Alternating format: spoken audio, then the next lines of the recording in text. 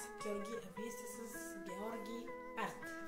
В днешното видео ще разгледаме темата за еволюцията на изкуството.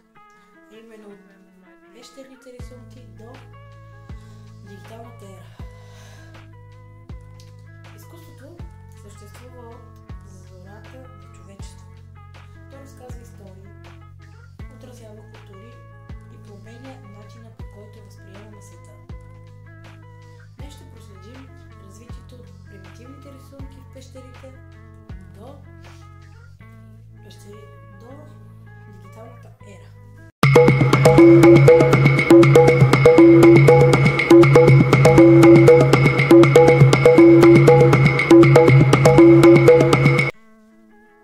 Пещерното изкуство. Преди повече от 30 000 години първите художници рисували по стените на пещерите. С прости линии и естествени пигменти те създавали изображения на животни и ловци. Какво ли са искали да ви кажат? Въпрос. Така, използвали са естествени пигменти, имат предвид, че са използвали цветове от бита.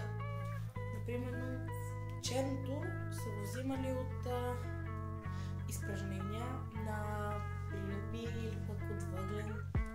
Червено са се правили от някакви растения и така нататък.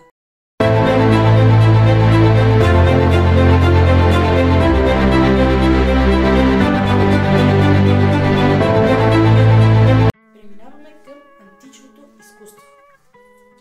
В древността изкуството служи за увековечаване на богове, владетели и велики събития. Египетските иероглифи и гръцките скулптури все още ни вдъхновяват със своята красота и прецизност.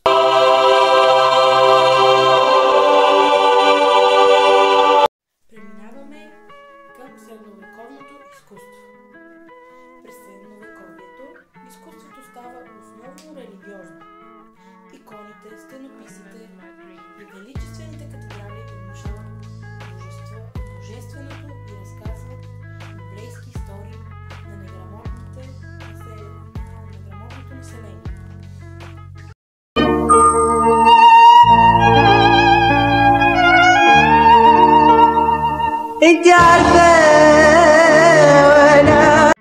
Преминаваме към Ренесансът или революцията в изкуството.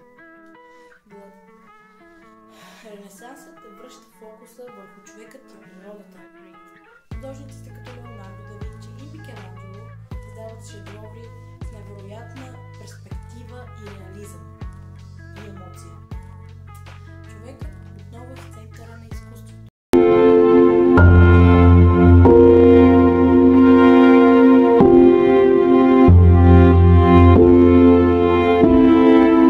Преминаваме към модернизмът и експериментите. През 19 и 20 век изкуството става все по-абстрактно.